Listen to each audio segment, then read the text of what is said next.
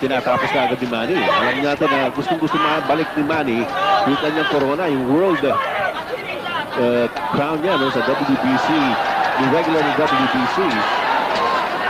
Nawala sa kanya dito sa Thailand. Nawala sa kanya actually even before he went up the ring. Ang daming ginagawang tactics ito si Hussein, and Padilla should give him at least one warning.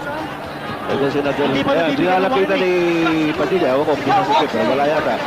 Well, sabi mo nga, no, may mga dirty tactics ito ginagamit itong si Nadal Hussein. Ganun pa mga kaibigan, pagkatapos mo ng round number 3, we'll have the fourth round for you. It's just a short one. Round number 4, mula po rito sa Inares Center in Antipolo City. Tapos si Manny Pacquiao, umaatras lamang kay Nadal Hussein.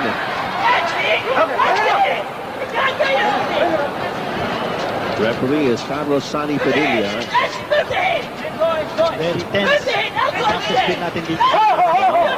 Again, yan ang favorite tactic ni Hussein, partner. He twirls his opponent around so that he has an advantage. Tinamaan yun! That was a punch! Bumagsak si Manny!